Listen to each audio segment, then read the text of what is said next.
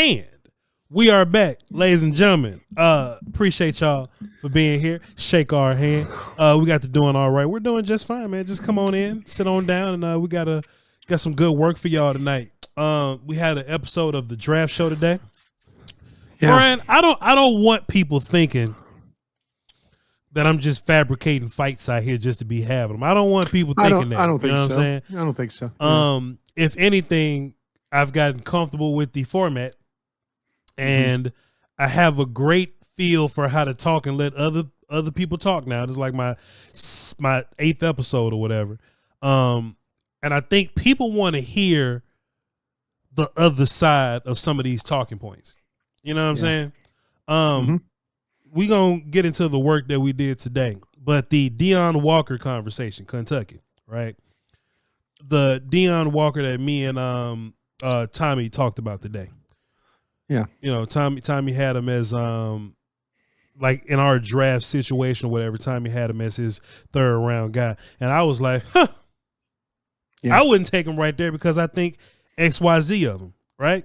Sure. And I wanted to get into an extended conversation about that, Bryan, because there's a lot of defensive tackles, because the more we watch, the more we've been coming away impressed with these guys, Bryan. Like we just keep watching tackles, and now we've run into names like CJ West and Norman Lott and Jordan Phillips and all that. So So I just kind of wanted to run this back with you, go over my 2 mock drafts or whatever. We can go over yours also. But I just wanted to talk about both of the 3rd rounds that we had. Where do they kind of stretch? I took running back and D tackle. If we pass on running back and D tackle, do we think that they'll be available for us in the 5th? Was it the right thing to take them there? That's the kind of conversation I want to have with you tonight, Bryan. Sure. So let's start with the defensive guys, or my defensive mock draft. Let me just pull that up because I already brought it up or whatever, so we might as well jump into it. Sure. Jahdae Barron was my 1st round pick, and I noticed that Kyle and Tommy also had that pick there, Barron, and it's probably because they don't have a lot of faith in Will Johnson, like, you know, kind of like you know where we're at right now. I guess in their mocks, Mike Green was gone, and if we're not talking about those 2 guys. Because we're not talking about the elite guys, the Carters and the Grahams or anything, right? Right. This isn't a heavy defensive top of the 1st round draft, Bryan. No. So in that exercise, it seemed like Jahdae Barron was the right pick to make. I picked Jahad Campbell, the linebacker from Alabama, in the 2nd round because me and you talked about this. We need defense. We need linebacker in the worst way. Linebackers, yeah. But in the 3rd round, Bryan, I didn't do like Kyle and Tommy. They actually ran a mock draft simulator. I just used my imagination. I think you did the same thing. I did. Okay. So I picked Darius Alexander in the 3rd round. Toledo, defensive tackle. Really good pick. Bryan, since me and you use our imagination, TJ Sanders, Norman Lott from Tennessee. Yeah. CJ West and Jordan Phillips are my 3rd round defensive tackles. Would you have been fine with either of those names, Bryan? Yeah, I would have. I would have been fine with that. To me, I really like what you did with the Alexander pick. I think there's people that are going to have Alexander maybe over Sanders from South Carolina and maybe over Norman Lott from Tennessee. Sure. I heard something interesting today. We had Dane Brugler on our show on 105.3 The Fan. And Dane said something today about defensive tackle that I've yet to hear. And he was thinking that maybe that Dallas would have a chance to draft Graham at 12. Yeah. And he was kind of talking about it in a way of, well, is this guy going to work out well? Is he going to have shorter arms? Is he, all these things that you kind of, you're like, you hear maybe for other players. Well, he was bringing it up for Graham, and he made it sound like that there was a possibility that Dallas could be looking Graham in the face at 12. And I'm going, okay, I'm totally on board with this. Totally on board with this. Okay, if you don't want Ashton Gente at the 12th overall pick, fine. Graham's fine with me. I have no problem with taking Graham. And so that was something that was kind of surprising me today. He also brought up, and you mentioned it about Will Johnson. Mm. He said that Will Johnson, and he's a lot like you and I on this, and I haven't talked to Dane since we did this, since we interviewed him today. Yeah. Because he was one of the guys, and you brought this up, how the initial top 100s, the initial Pro Football Focus, the initial Dane Brugler top 50 had guys like Will Johnson, top 3, way up the board. Now Dane's talking about Will Johnson in a way of, well, tape was good in 23. Tape wasn't as good in 24. Seems to be that how well does he really run? These are questions we had right off the jump about Will Johnson. Sure. And I'm not saying that to say, oh, hey, Voch and Bryan, great job. I'm saying that he had Will Johnson. There's a couple of things I should say before I get to the Will Johnson stuff. There's people that are talking about Nolan. There are people now that are talking about Will Johnson. And those kinds of picks got me a little on edge. Yeah. And sure, the Cowboys are probably going to like Will Johnson. But Dane brought up the point of, well, what if Will Johnson, what if he doesn't run well? What if Will Johnson doesn't run well? And I'm like, well, there's a good chance he might not. Yeah. But Dane also brought something up to me that's terrifying. He goes, what if Will Johnson doesn't run at all? Yeah. What if Will Johnson just says, you know what? Look at my tape, draft me for what you see. So that's where I'm a little I would have if I have a question about a player's speed. Sure. And there's a couple of guys in this draft that I have questions about their speed. There's running backs. I have questions about their speed. Sure. If I don't have a time on Will Johnson, I'm not drafting. I'm not drafting Will Johnson. Dane has him. Has him at 13th now, Brian. I just got it on the screen here for everybody to see it. Dane has him. He was like 3, but now he's 13th. Yeah. He's 13th. Yeah. And there's a chance. I mean, I know that Daniel Jeremiah had him actually had the Texas corner Barron over him in a mock draft. He had Barron, and then he had Will Johnson coming back. Yeah. And so to me, that if I don't have a time on Will Johnson, I'll say it again. And folks know by listening to you and I talk way too much. Yeah. I ain't taking that kid. If he refuses to run, I could get it not running to the combine. Mm-hmm. If I go to Ann Arbor, Michigan, and he doesn't run in Ann Arbor, Michigan, I'm sorry. I'm not taking you. Sure.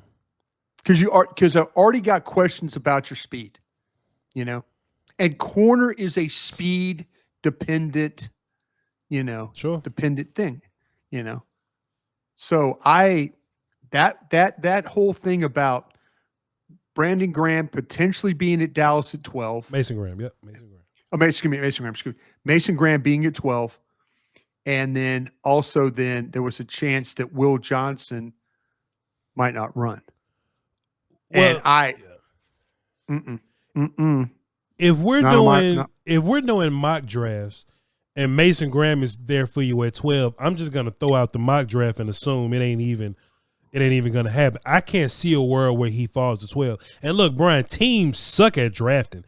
Teams do some wild stuff, but I don't think it's that bad. Where Mason Graham, who I think is one of the top 5 guys in his draft, falls to 12. Agree.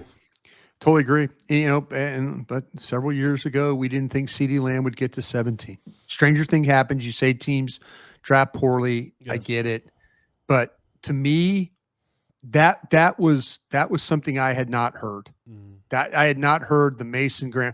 Oh no, there's a possibility you're looking at Mason Graham because he won't test great and he won't do, he's got shorter arms and I'm like, damn, Dane, I'm just watching the tape. I'm watching the tape. Looks like he's doing all right to me. So, that's kind of where we're at. But I totally understand what you did with the defensive side of the mock draft. I totally understand that because I am a fan of Barron. Sure, I really am. I say he's Trent McDuffie. I don't think he's Brian. I don't think he's Brian Branch. Yeah. I think he's, but Dane was talking about today because Barron, Eric Chiafalo asked about Barron. He said, well, what about Barron at 12? And Dane's like, well, plays well inside. People might be looking at him as an inside slot type of a corner instead of on the outside. And I'm like going, wow. If people are telling you that, they're like, oh, and he's like, no, don't get me wrong. He's a very good player. And I'm like, okay, I see him playing on the outside. See him playing inside. Sure.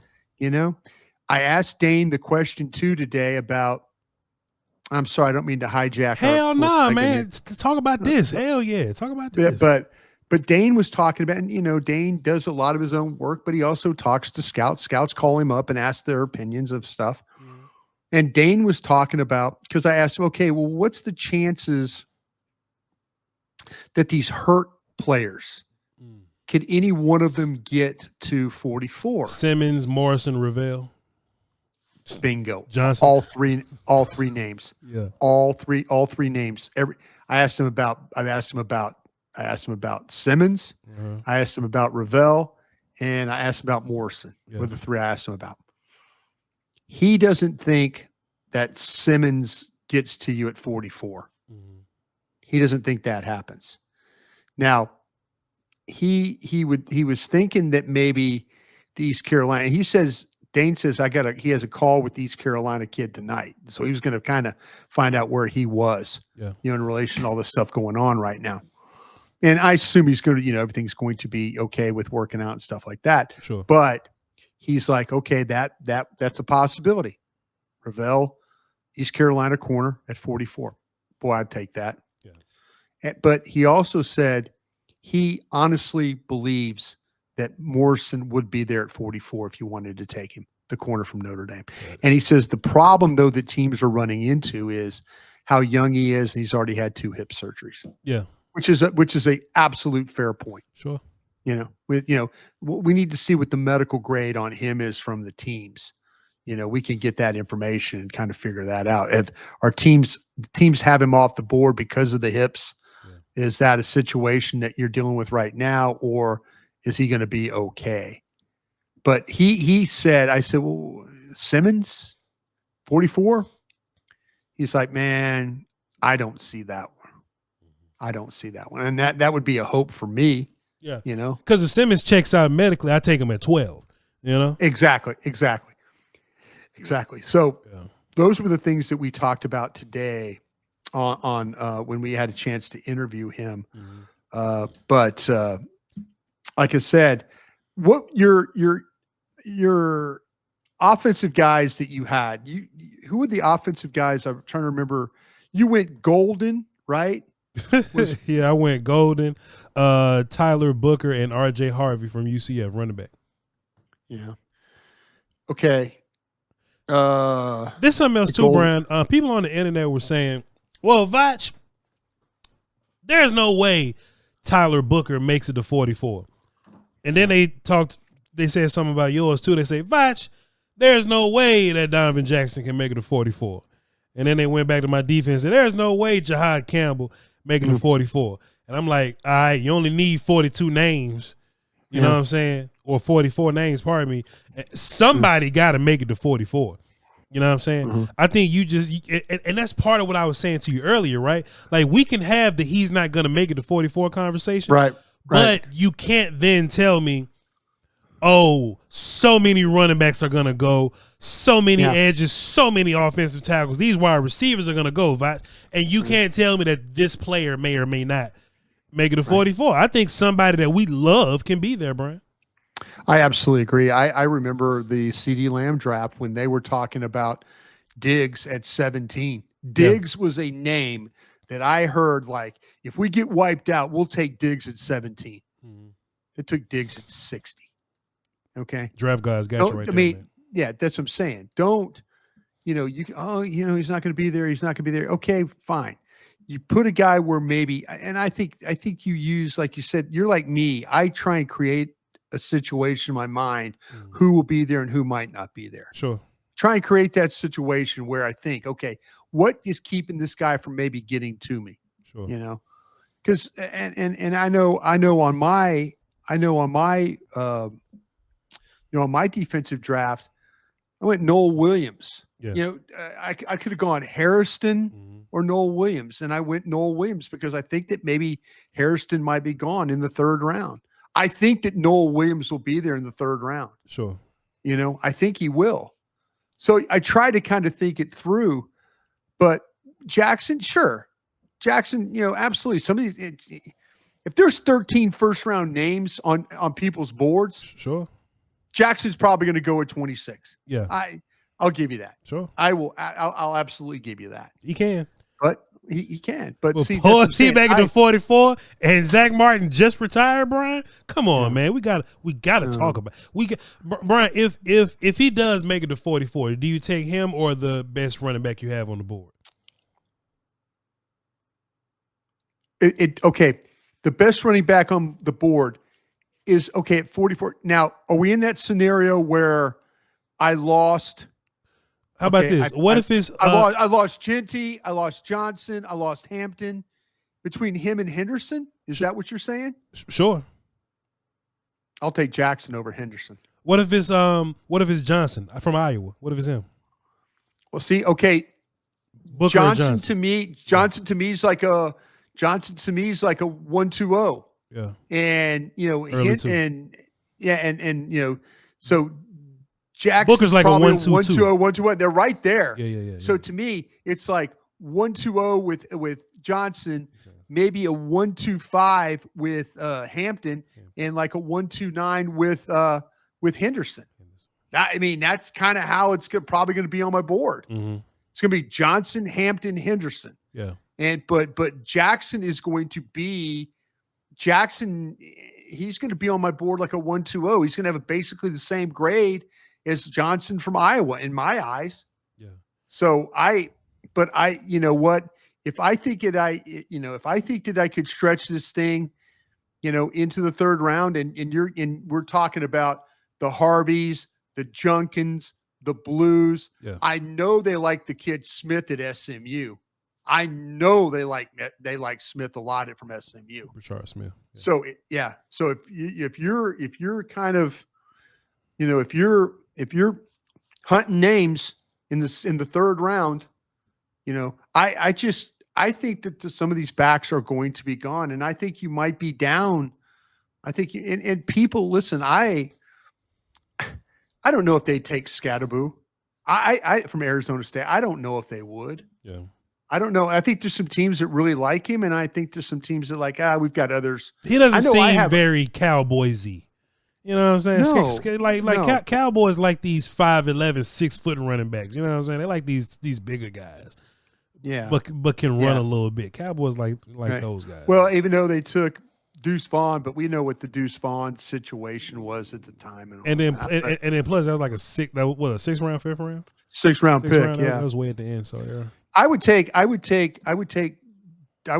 Donovan Jackson, guard, Ohio State, over his teammate Henderson, running back. I would. You also got Jackson over Booker from Bama, right?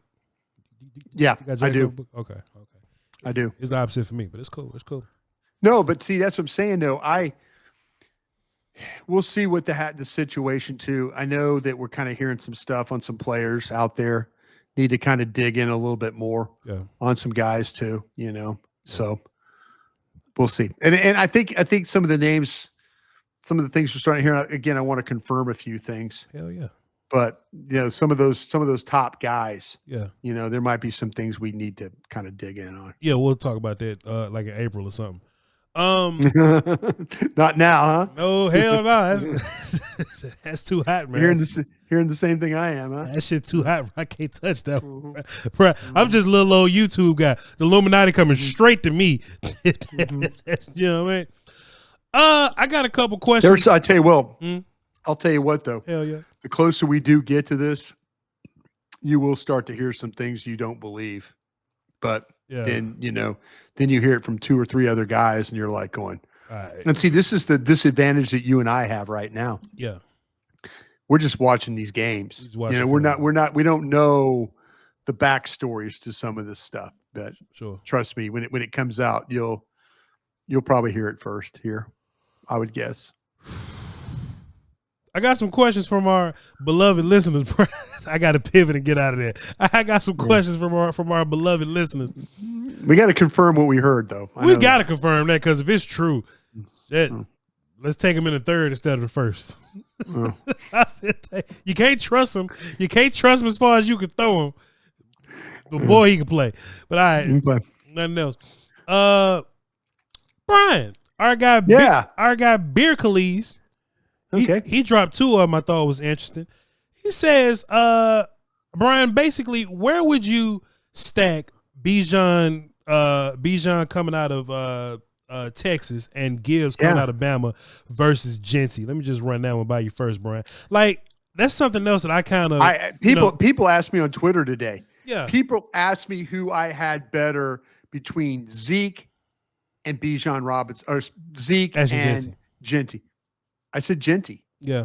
And if you want, you're like, oh, Broaddus, whoa, wait. Go back to the 2016 draft and watch how I argued for Ezekiel Elliott to be here over Ramsey. Yeah. Watch what I did in that draft. I had him, and I had that linebacker from UCLA 1 and 2. Man, Miles Jack was the best player I've ever seen. Brian. Damn right. And Dallas had a chance to get both of them. Dallas had a chance to get my two my top players. That was the very first draft I ever did on my channel. People go way back, like 2016. If it's anybody day one with me, they know where that's my first draft. Brian, I thought Miles Jack was the best football player I ever seen. Totally agree. I don't know what the hell happened when he got to the league. Oh, the knee was bad and all. But he played. But I'm saying though, I don't hate Ezekiel Elliott. No. I don't hate Bijan Robinson. Matter of fact, go back to the 2 years ago when I had Bijan Robinson. I'll show you my stack. Yeah. Probably, I think I had him in the top 4 is where I had Bijan Robinson. Yeah. Everybody's like, running backs, what the hell? I don't hate these running backs. I respect these running backs. I think this kid's rare. I really do. And I thought coming out Zeke, I thought Zeke had some rare traits. If people say, well, he plays, it's and then I'll just remind you that I saw Walter Payton play. He went to school at Jackson State. Saw Jerry Rice play. He went to school at Mississippi Valley. Mm-hmm. These guys, if they could play, they could play. I don't care who they're playing against. They will fight. If they play, if they've got talent, they will play. Yep. This kid has got production against teams, though on the Oregon game. 193 yards versus Oregon, yeah. 101, number 1 team in the country for the majority of the year. And you're, he's not, okay, fine. I'm just telling you, this kid, I'd have Genty over Robinson and Gibbs. Both is what I would have. And you know what? It's not like this mammoth canyon between them. Sure. They're close players. They're all very, very close players. They're excellent backs. They're excellent players. I think Genty's going to be special. I really, really do. Yeah. Beer Khalees had a follow-up. He says, in the draft, what position would you like the Cowboys to take a double dip? He says D tackle, and thank you for the hard work. Appreciate you, Beer Khalid. Brian, if there's a double dip, it's probably only a couple of spots you can double dip. That's probably D tackle and running back. But, O-line maybe, I don't know. But, Brian, where would you double dip in this draft? I think I'm trying to find a 1 of the 3. I'm looking at defensive tackles. I think that's you're onto something. I think that the one draft, the one area I think that you could fall back and say, listen, if we get stuck, there seems to there's going to be some edge on the board if you want to go that route. Mm-hmm. If you want to, and I asked my guys this question on 105.3 The Fan today with Eric Chiafalo and Gavin Dawson.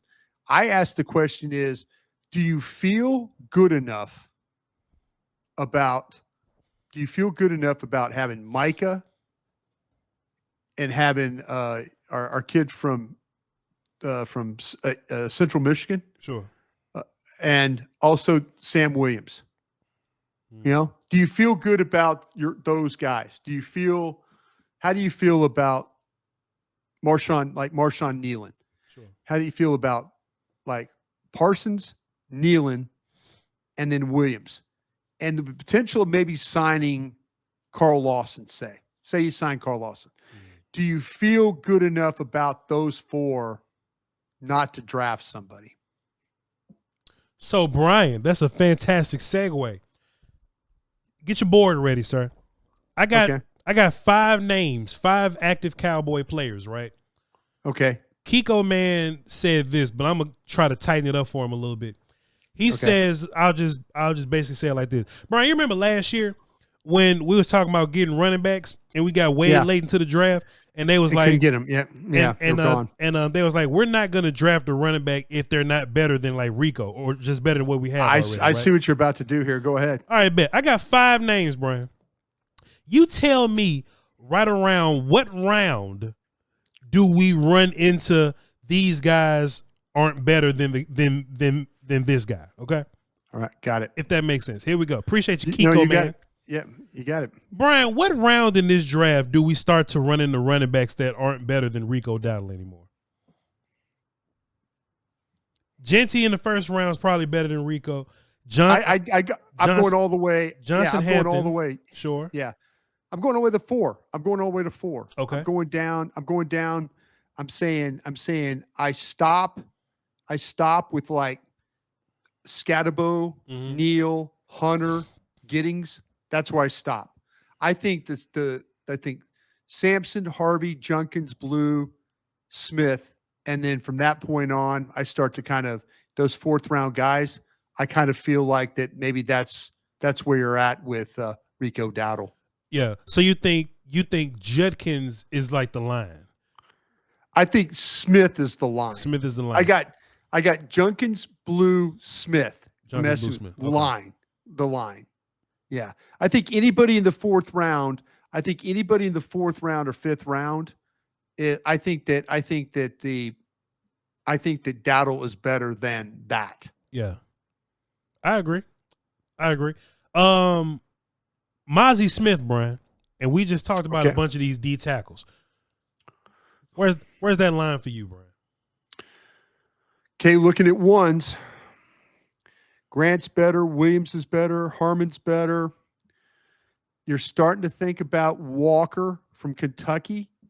I'm getting I think there's some good play, bad play from him. Collins I like, West I like, Phillips I like. I think that's where I'm done. I think maybe right around the 4th round again with Collins, West, and Jordan Phillips. This is kind of where I'm thinking I'm at right now. Brian, do you think Mozzie got worse since he got drafted? I think Mozzie was really bad his first year. I don't think I think Dan Quinn's group, I think they kind of gave up on him. I think Mozzie gave up on himself. I think Mike Zimmer and Jeff Zugina and those guys tried to save him and did a really nice job with him. Yeah. Got worse? No. I think he got better. I think he was a little bit more consistent. I think the bad reps were far not as, it wasn't like 1 good rep and then 5 bad reps. I think it was pretty balanced. I think he'd have 4 good reps and maybe 2 bad reps. I thought he was a better player, but these defensive tackles I think is a pretty good group. Those big defensive tackles, I think there's some guys in that group that are active, that are kind of pass rushers, that are probably guys I would like to have along with Mozzie or over Mozzie if possible. Alexander, West, Phillips. Yeah. See, I just looked at the ones. I just looked at the one techniques. If you told me the threes, Graham, Nolan, because they was trying to make Mozzie a 3 a little bit too, but Okay, I think if you take it, I think Sanders is better. I think Norman Lott's better. I think Alexander's better. I get to Pegues from Ole Miss, and I think that's where I stop. Okay. Pegues can't play, Brian. But I think Jalen Tolbert from the handful of wide receivers that we've watched so far. I'm going all the way down once again to probably the 4th round. Mm-hmm. I think when you start to talk about Bryant is from Illinois, right? Yep. Kind of like Bryant. Higgins, I don't think Higgins can run. I don't think you do either. But man, the guy makes a bunch of contested plays. I think it stops after that. I would like Horton. I think he's better than Horton from Colorado State. But it's you could take this thing I think every one of these guys you could take into the 4th round. Yeah. That you just mentioned. I don't know if it sounds crazy, but that's kind of how I feel right now looking at how these players have played for you. Yeah. And where you're at. 2 more, Brian. You just said his name and made me think about it. Sam Williams. What's the line for him? There's an edge. Because we kind of counting on him a little bit. Hell yeah, you're counting on him. Sam Williams. I think Sam Williams is closer to like my 3rd round guys. I would take 2nd round guys, Michael Williams, Pierce, Umalan from Ole Miss. Yeah. And then I would take, I think my Boston College guy might be, I think I might stop after the Ole Miss kid. So that's right. That's 2nd, 3rd round. I like Sowell a lot from Texas, Kennard. But I think I'd have to have Williams right in the end of maybe after Kennard in the 3rd for me. Oladejo? From UCLA? Yeah. Yeah, right around there. Yep, okay. Right around there. Okay. Yep. Okay. And my last one is Kalen Carson, Bryan Broaddus. Oh man, this is the kid. This kid he hurts my soul right now. Yeah. Man. All right. I'm in the 4th round with Dotson, Bryant, and Alexander. In that mix, I wanted to believe that he was as good as Harrison from Kentucky and Noel Williams from Cal. Yeah. I don't think so. I think he's in that group with Dotson, Bryan, and Alexander is where I think he is. Okay. Those are the 2 Kansas kid, Dotson and Bryan, and Alexander is from LSU. Yep. Those are all 4th round kids. I think he kind of stops after Noel Williams in the 3rd round, to be honest with you. Okay. This is a. You did well. You did well. This just really lets you know that we was counting on guys that could be easily bumped out the way by a damn 3rd and 4th round grade right now. It's just yeah. It lets you know where we at. Sam Williams, because the depth of the edges, probably a little higher up than where he's playing right now. Yeah. One more, Brian. We got Damon 7174. Damon says, why do people think Guyton would be a better right tackle? And what's your take on him? That's the question. Yeah. That's a great question. I mean, you immediately say, oh, because he played right tackle, But he was doing some of the same bad stuff over there on film that he's doing. Okay. at left tackle. And I say this, if you're new to the program, thank you for being a part of us. Thank you for coming in. And I want to give credit. I want to give you the flowers for saying that you had concerns about Guyton. And you're absolutely right about Guyton and the concerns you had. And, if you automatically think, well, he was kind of a bust at left tackle, he can immediately play right tackle. Because is he going to still have the penalties? Is he still going to have? He's still going to be leaning and grabbing and falling. Yeah. Is he going to still? Is he still going to be probably not mature enough? Yeah. Is he still going to not be do tough everything enough? he needs? Tough enough to be the player he needs to be? Yeah. He could be that. He could be that at left tackle. He could be that at right tackle. He could be that on the bench. Yeah. He needs to work on himself. Mm-hmm. He needs to work on himself. He needs a coach that won't give up on him. And I think because those guys were trying to win games, that they said, you know what, we're going to put Chuma Edoga out there and we're going to try and win games, which they did, which they absolutely did. They won games. But that didn't help. But you know what? It wasn't those coaches' job. I mean, once they started feeling like they were going to lose games, what did they do? They just kept playing Chuma Edoga. They weren't interested. They're not interested in developing. They're not interested in trying to get Guyton better. These coaches they have now, they're new. They have some job security to them. Yeah. They can mess around a little bit. Yeah. They can work with him. Yeah. There's no guarantee that he could play right tackle. There's none. It's just, you just need for him to, get his head out of the clouds and pay attention to, his technique, pay attention to his strength program, pay attention to just being a better pro, and not just kind of being a guy that wherever the wind blows, you're kind of that guy. Yeah. You need to lock in, and hopefully these line coaches, and I'm not saying get on his ass, but I'm saying like push him to the point like, bro, you're a talented guy. You need to be doing this if you want to play. I do think that he'll be fine. I don't like the amount of time that it's going to take to fix some of these people. You know what I'm saying? Because I'm trying to win games now. I don't like this acclimation period. I think if you're going to draft that kid, then you have to bring back or not let go of,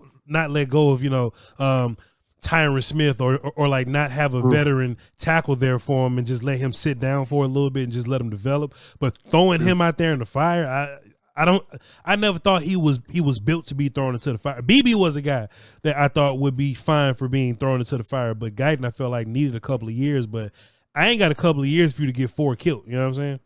Yeah. No, I agree. I think you were on this guy from the jump, but he does. It's almost like he's a rookie all over again. Yeah. He does have a fresh start with a new coach, new line coach, and new understanding. So, these coaches will sit down, they'll watch tape, they'll say, okay, this is what we can do with him.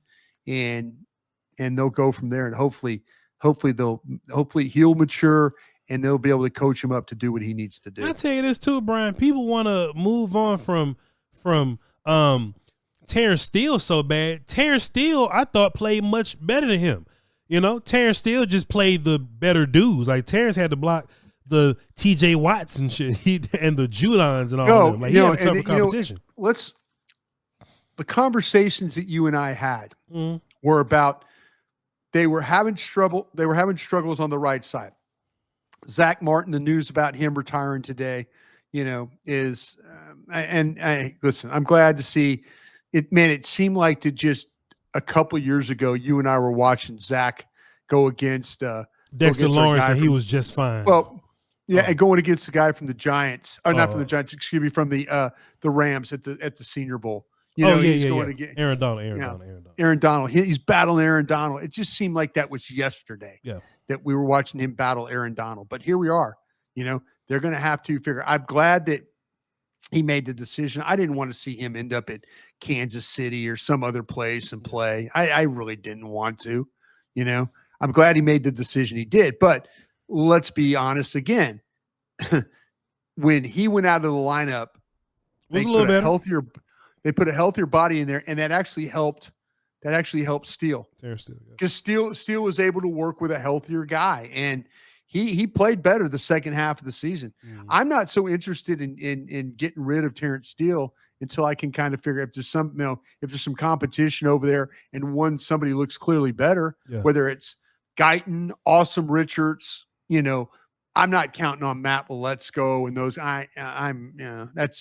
We're beyond all that. So yeah.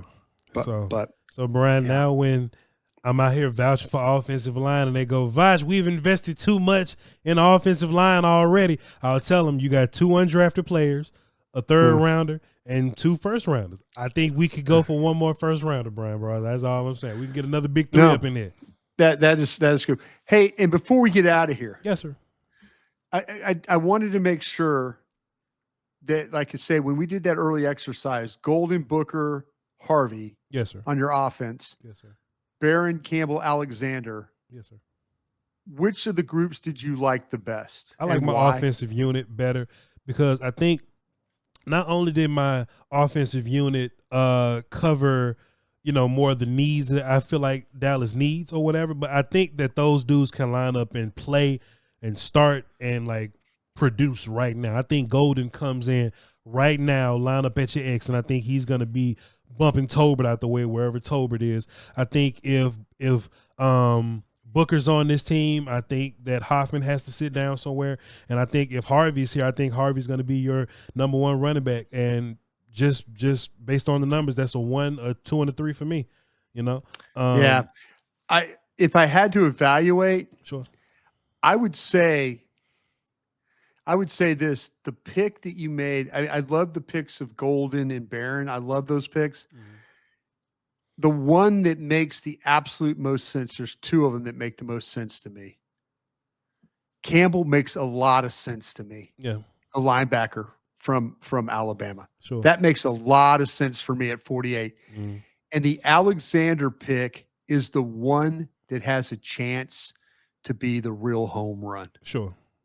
I know you like your offense. Yeah. I know you like your offense. Yeah. I really like what you did on defense. Sure. I really like the pick with Barron, Campbell, Alexander. Yeah.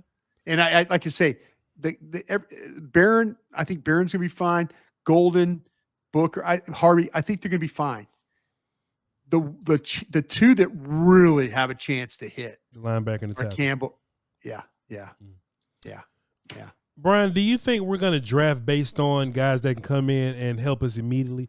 Like a running back and a receiver help us immediately. Maybe a 1-tech won't be as good as a veteran 1-tech, coming off the free agency or something like that, right? Mm-hmm. Do you think that the Cowboys will probably lean that direction of trying to draft somebody that's ready to go like day one?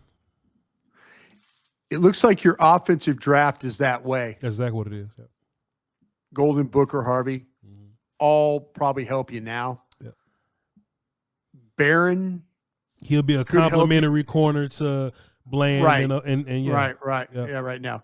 Campbell's got a shot. Yeah. Alexander got a shot. I think if you had to say, probably Alexander would be in the mix. Campbell, they'll work into what he's going to do. Sure. I think your offensive guys that you picked have got a better shot to be right off the jumps. Yeah. And then the defensive guys have kind of got a chance to be guys they plug in, play, but have a chance to one day being like that. You know? Yeah. I mean, I think you got 3 guys. The Alexander pick, I thought that was brilliant. Yeah. I really thought that was brilliant in the 3rd round. And I'm going to be honest with you about this. I'm saying I'll be honest with you a lot about this tonight. I think he probably goes in the 2nd. Yeah, probably so. Most likely. Yeah. I mean, I know everybody's like, oh, he's not going to be there. Somebody going to be there. Yeah. Somebody's going to be there. You're right. Somebody's going to be there for sure. Man, Bryan, we got 5 guys to talk about tomorrow. Have you watched any of them? I have. I'm down to. I got 2 more to do though. What you I got? do have 2 more to do. I got my LSU kids to do.